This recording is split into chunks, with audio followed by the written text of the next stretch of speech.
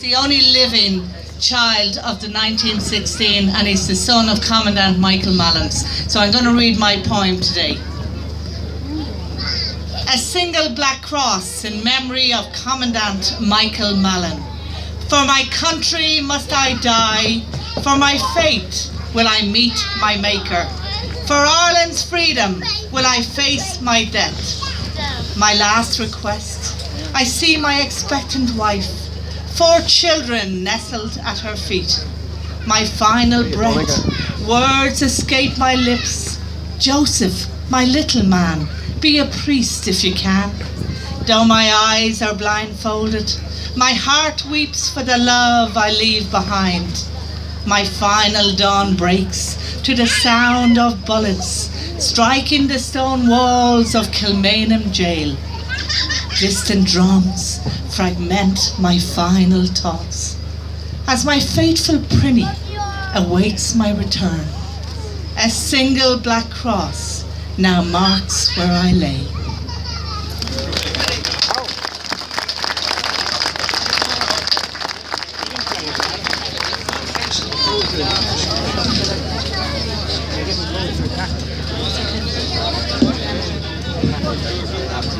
It's time to wrap up.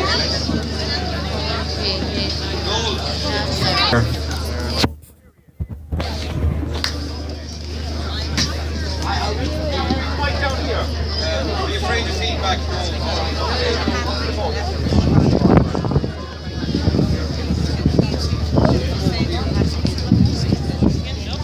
It's a hell of a step, the last one, lads, mind it.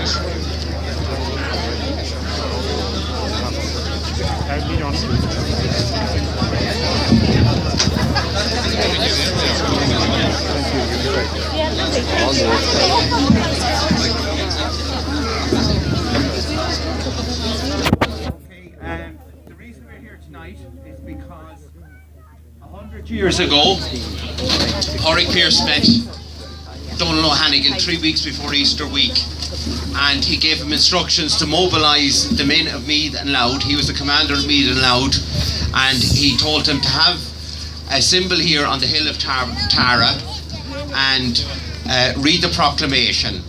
Now, Good Friday, Donal O'Hannigan again met Pádraig Pearse at St. Enda's, and Pearse again told him to read it on Tara.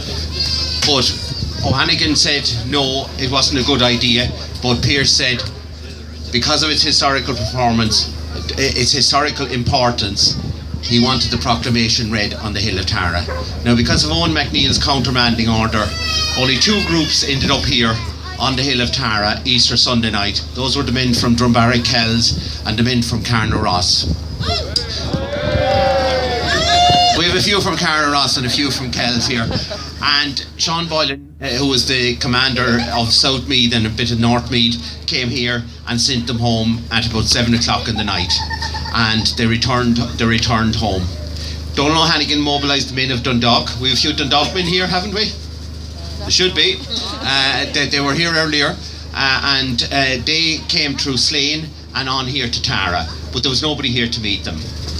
And so Donal O'Hannigan came to Tara, but he didn't actually read the proclamation. He went on and joined up with the men from Dunboyne, and they took Turlestown House at outside Mulhuddard.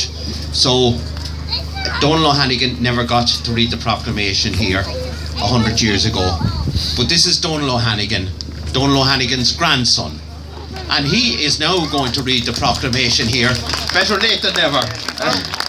And his brother here, Paul O'Hannigan.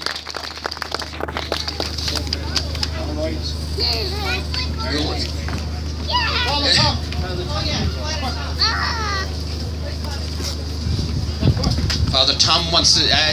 I'll tell you what, we'll have the proclamation first, and then Father Tom will read the prayer after. We'll have the proclamation while this man has got up here. It's a high step, and Father Tom can make his way around, and then we'll have a prayer afterwards. So, you go ahead. You want me to hold this for you? I know, I'm grand. Irishmen and Irish women, in the name of God and of the dead generations from which she received her old traditions of nationhood, Ireland, through us, summon her children to her flag and strike her for her freedom. Having organised and trained her manhood through her secret revolutionary organisation, the Irish Republican Brotherhood, and through her open military organisations, the Irish Volunteers and the Irish Citizens' Army, having patiently perfected her discipline, having resolutely waited for the right moment to reveal itself, she now seizes that moment, and supported by her exiled children in America and by gallant allies in Europe, but relying in the first on her own strength, she strikes in full confidence of victory. We declare the right of the people of Ireland to the ownership of Ireland and to the unfettered control of Irish destinies, to be sovereign and indefeasible. The long usurpation of that right by a foreign people and government has not extinguished that right, nor can it ever be extinguished except by the destruction of the Irish people.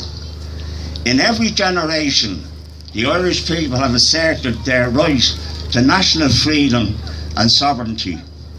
6 times during the past 300 years, they have asserted it in arms. Standing on the fundamental right and again asserting in its arms in the face of the world, we hereby proclaim the Irish Republic as a sovereign independent state. And we pledge our lives and the lives of our comrades in arms to the cause of its freedom, of its welfare, and of its exaltation among the nations. The Irish Republic is entitled to, and hereby claims, the allegiance of every Irishman and every Irish woman. The Republic guarantees religious and civil liberties, equal rights and equal opportunities for all its citizens, and declares its resolve to pursue the happiness and prosperity of the whole nation and of all its parts, cherishing all children of the nation equally and oblivious to the difference carefully fostered by an alien government, which have divided a minority from the majority in the past. Until our arms are brought the opportune moment for the establishment of a permanent national government, representatives of the whole people of Ireland and elected by the suffrage of all her men and women, the provisional government hereby constituted will administer the civil and military affairs of the Republic in trust for the people.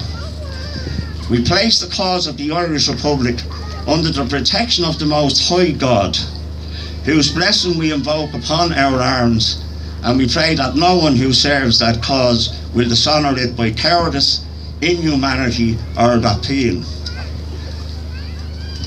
In this supreme hour, the Irish nation must, by its valour and discipline, and by the readiness of its children to sacrifice themselves for the common good, prove itself worthy of the august destiny to which it is called.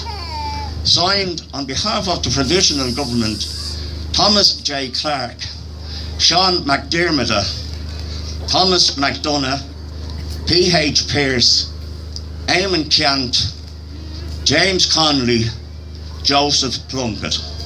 Thank you.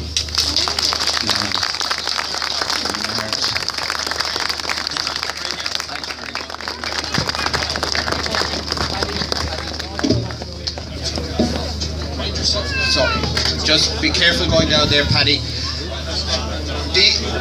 The O'Hannigan family have come here especially tonight. They now live in Dublin, and there's a whole crowd of them here. So I think they need another round of applause because it's so great to have them here. This is real history and real connections to history. So I want to thank Donal and Paul and all the O'Hannigans for coming here tonight. It's made it a really special occasion. It's the reason we started off here. Paddy Pryle and Pat Farley came up with this idea, and it certainly is a marvellous idea, and the proclamation was read on the hill of Tara.